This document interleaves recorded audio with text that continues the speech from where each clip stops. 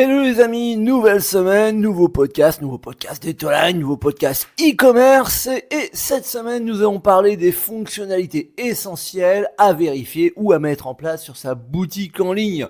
En effet, la réussite d'une boutique en ligne, elle dépend de nombreux facteurs, l'expérience utilisateur, l'UX dont on vous parle très souvent, la fluidité du parcours d'achat, l'optimisation technique, mais souvent l'idéal c'est quand même de maximiser les ventes, de fidéliser les clients. Donc on va essayer de voir ensemble pendant ces quelques minutes les fonctionnalités qui me semblent essentielles. Moi qui fait du e-commerce depuis plus de 15 ans et qui aujourd'hui doit à la fois rassurer les clients, permettre un parcours utilisateur optimal, mais également optimiser votre site pour pouvoir générer des ventes.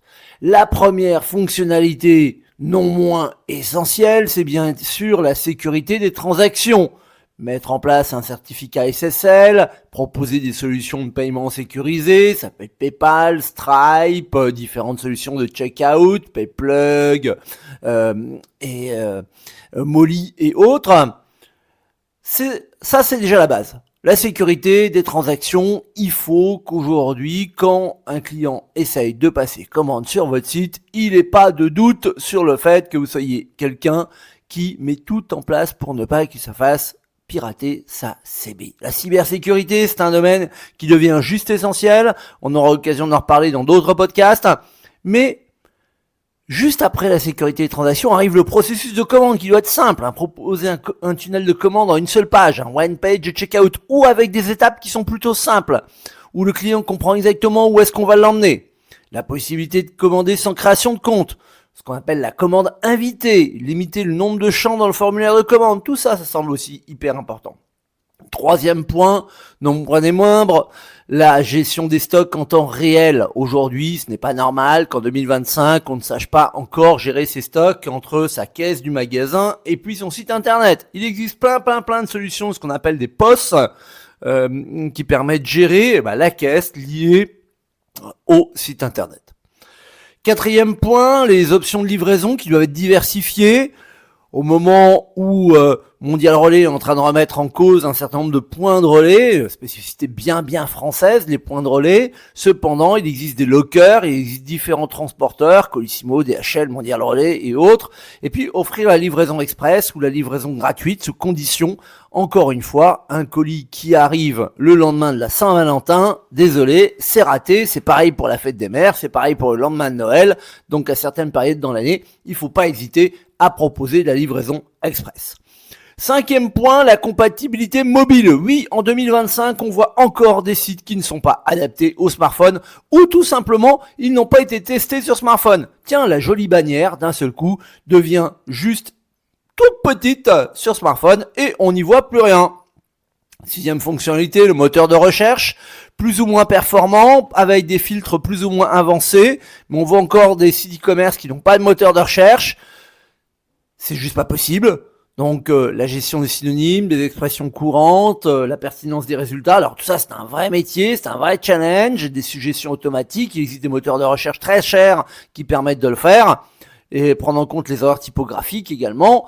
Mais avoir déjà un moteur de recherche sur son site, c'est déjà juste essentiel.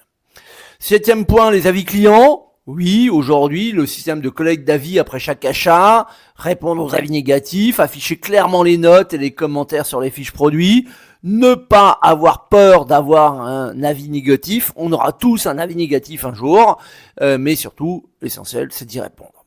Huitième point, la gestion des retours qui doit être simplifiée. Je vous rappelle que aujourd'hui, en France et d'autant plus en Europe, on a le droit au droit de rétractation. C'est un droit, c'est une obligation légale, donc vous devez pouvoir accepter les retours, sauf s'il y a gravure, sauf dans certaines conditions, mais dans l'ensemble, vous devez pouvoir accepter les retours, et cette gestion des retours doit être simplifiée, avec une politique de retour claire, facile d'accès, une page spécifique, peut-être un formulaire de demande de retour, peut-être la génération des étiquettes de retour, ça dépend un petit peu des situations, mais en tout cas, on doit pouvoir se poser la question. Neuvième point, l'intégration d'un CRM, le Customer Relationship Management, qui aujourd'hui devrait être au milieu de tous les systèmes d'information. Certains CMS tels PrestaShop ou un petit peu Shopify permettent maintenant d'avoir des CRM intégrés. Mais dans tous les cas, connaître son client, c'est l'avenir, qui permet d'utiliser des outils d'automatisation pour envoyer des emails après un achat, suivre les interactions du client, adapter votre offre. Encore une fois, c'est juste essentiel. 10e point, le support client. Je vois tellement de gens où le support client, finalement, on va vous répondre sous 48 heures, sous 72 heures. Merci, mais la guerre est finie. Vous pouvez installer un chat en direct, mais attention, si on installe un chat, il faut bien qu'il y ait quelqu'un derrière ou un mécanisme pour pouvoir répondre aux questions, avec une base de connaissances, avec des FAQ bien structurés, des systèmes de tickets pour suivre les demandes un peu plus complexes.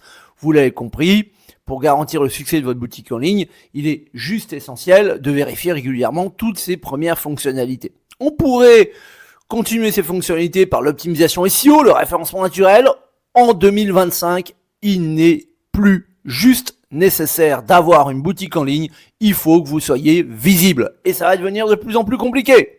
C'est pas uniquement mettre en place un sitemap, c'est pas uniquement mettre des descriptions de produits, c'est bien sûr optimiser les balises title, les mettre à la description, les URL, vérifier l'indexation dans Google, mais pas que, l'indexation dans Perplexity, dans ChatGPT, dans Bing, etc., etc. L'optimisation SEO pour le référencement naturel, pour moi, vient juste après ces fonctionnalités qui sont encore nécessaires, essentielles, basiques, encore une fois. 12e proposition de ma part, c'est les recommandations de produits. Intégrer un module de recommandation, proposer des produits similaires. Vous allez me dire, finalement, c'est du classique. Oui, mais nous sommes en 2025 et en 2025, le classique, il a déjà été oublié. L'upselling, le cross-selling, les recommandations personnalisées sur la page panier pour inciter à l'achat supplémentaire, tout ça, ça doit être mis en place. 13e proposition que je vous fais, c'est l'abandon de panier avec les relances automatiques. Configurer un système de relance d'abandon de panier. Vous pouvez connecter des systèmes comme Brevo, MyChip, MyJet, etc., etc., etc. Et puis, juste après, l'intégration de solutions de paiement alternatives. Apple Pay, Google Pay, Amazon Pay. Je vois encore des sites qui n'ont toujours pas PayPal. Ah oui, parce que PayPal, ça prend des commissions. Mais tous les systèmes de paiement prennent des commissions. Cependant, en Europe, un tiers des paiements se font sur PayPal. Ne pas mettre PayPal sur son site, c'est se tirer une balle dans le pied. 15e proposition, l'optimisation des pages produits, des fiches produits, utiliser des images de produits en haute résolution, des possibilités de zoom. Attention, le zoom, il doit être bien réglé parce qu'autrement, ça va pas le faire. Le zoom, il doit être réglé uniquement sur PC. Sur mobile, je vous rappelle qu'on a des doigts magiques qui nous permettent d'écarter. Et afficher des informations claires sur la disponibilité, les délais de livraison, et puis potentiellement les retours, on en a déjà parlé. La gestion des cartes cadeaux, des codes promotionnels, ça sera ma 16e proposition, qui est d'intégrer un système pour acheter et utiliser des cartes cadeaux en ligne, à l'approche de la fête des mères, à l'approche de Noël. Ça peut être des vraies campagnes promotionnelles, et puis sur lesquelles il va falloir évaluer leur efficacité. 17e, c'est la gestion du multilingue, du multidevise, ce qu'on appelle vulgairement le multicurrency. Si vous ciblez un marché international, il va vous être indispensable de proposer une boutique avec plusieurs langues, plusieurs devises, avec peut-être le choix aux clients de choisir leur devise préférée, et puis d'adapter forcément les méthodes de livraison, les solutions de paiement. On ne paye pas avec les mêmes modes de paiement en Allemagne, en Belgique ou en France. D'un côté, ça va être du GiroPay, du Banque Contact. De l'autre côté, peut-être que ce sera le système de paiement classique qu'on connaît. 18e point, le programme de fidélité. Je passe très vite, mais encore une fois, vous l'avez compris, le tout, c'est pas de faire venir des clients, c'est de les faire venir, mais surtout les conserver et qui vous recommandent. Donc les avantages exclusifs aux membres qui sont inscrits, les réductions, les cadeaux. Mais bien sûr, encore une fois, on suit tous ces statistiques de fidélité avec ces programmes de points, de récompenses qui sont basés sur le montant des achats, sur la fréquence, sur la recommandation. La gestion des produits en précommande, pour moi, est juste essentielle également. Donc, 19e point, ça permet de générer le buzz, ça permet de sécuriser les ventes futures, ça permet aussi d'anticiper l'arrivée d'un produit qui serait fortement demandé.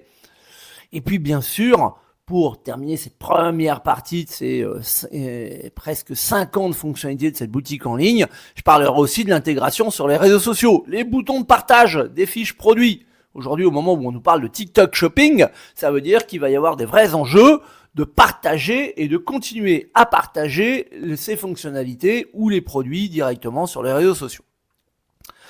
On pourrait parler de la création de comptes clients qui doit être simplifiée, peut-être avec des connexions rapides à Google, à Facebook ou à Apple. Attention avec Facebook, je vous rappelle que c'est un des systèmes les plus piratés au monde, où vos mots de passe peuvent partir d'un côté à un autre. Donc Facebook, je vous le recommande pas forcément. Mais par contre, la connexion rapide via Google, d'autant plus si vous travaillez pour des entreprises, là c'est super utile.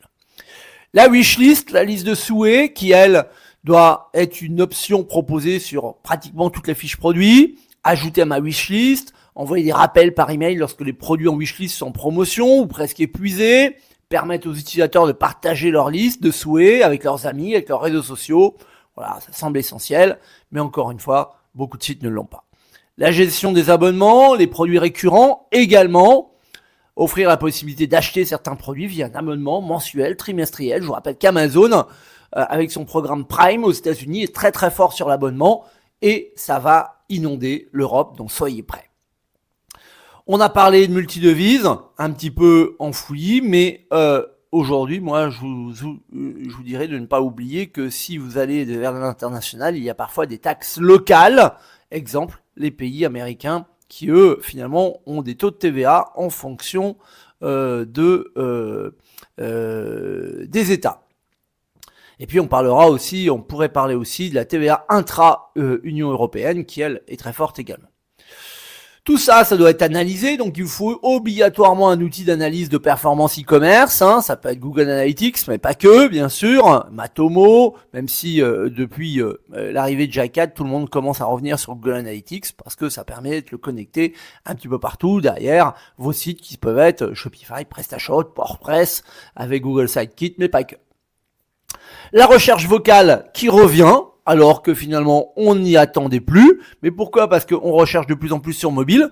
Et puis parce que notre nouvel ami qui s'appelle ChatGPT, maintenant on commence à lui dicter. Et donc on est revenu à la recherche locale. Donc ça veut dire que votre moteur de recherche, potentiellement, il va falloir qu'il soit adapté aussi à la recherche locale.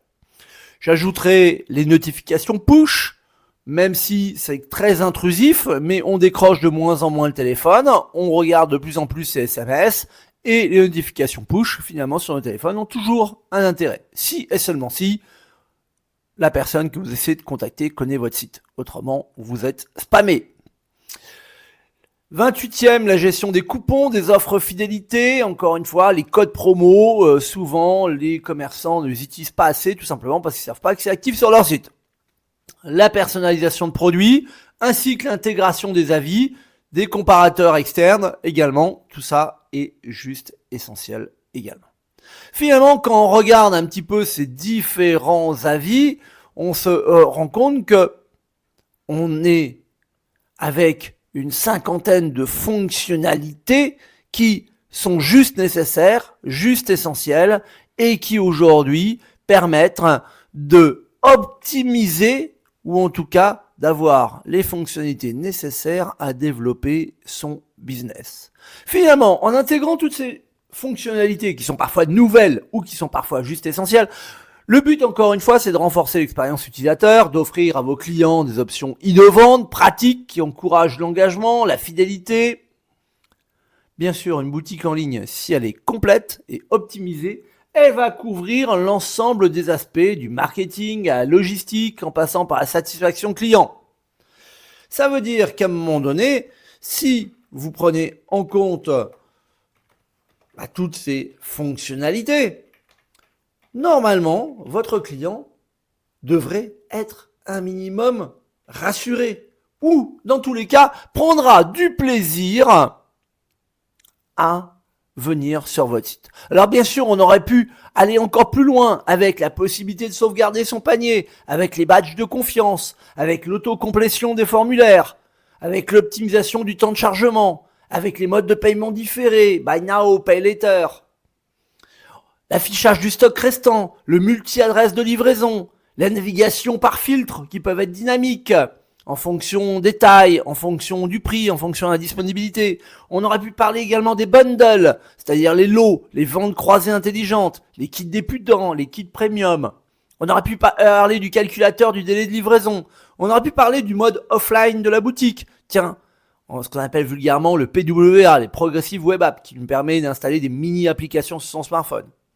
On aurait pu parler de l'affichage dynamique des promotions, de l'intégration d'un assistant peut-être virtuel, même si on a parlé un petit peu de chatbot. On aurait pu parler de l'affichage d'une barre de progression du panier, avant même les frais de port, qui peuvent être gratuits. On pourrait parler également du mode sombre, la gestion des préférences de communication. Est-ce que je veux être contacté par SMS, par notification push, par email?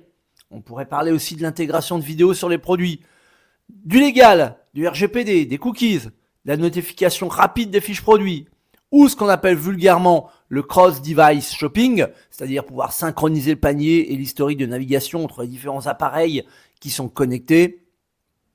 Mais tout ça, encore une fois, ça viendra dans un second temps, car ces 30 dernières fonctionnalités sont certes essentielles, mais ne sont pas indispensables. Aujourd'hui, votre objectif, c'est de transformer votre boutique en machine à conversion optimisée pour ce qu'on appelle la peak season. Peak season, donc je vous ai déjà parlé dans un autre podcast.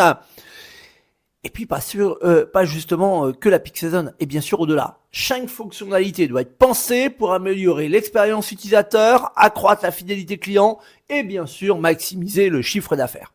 Un site e-commerce performant n'est pas simplement un site qui fonctionne, mais un site qui excelle à chaque étape du parcours utilisateur. Et vous, est-ce que vous en avez découvert de nouvelles fonctionnalités? Est-ce que vous les avez sur votre site? Si vous voulez, on en parle. Est-ce que vous pensez que finalement, il vous manque des fonctionnalités sur votre site? Bien sûr, cette checklist, un petit peu professionnelle, elle va vous permettre, à un moment donné, de ne pas passer à côté d'une fonctionnalité qui vous semble peut-être superflue, mais qui pour l'utilisateur lui semble juste essentielle. Comme d'habitude, j'attends vos remarques, vos commentaires. N'hésitez pas également à réagir ou à nous faire des propositions de podcast. Je sais que certains d'entre vous n'hésitent pas à nous envoyer des messages pour dire on aimerait bien que finalement vous parliez de tel sujet ou de tel sujet. Aujourd'hui, le but c'était surtout de revenir en vous parlant de ces fonctionnalités essentielles à vérifier sur sa boutique en ligne.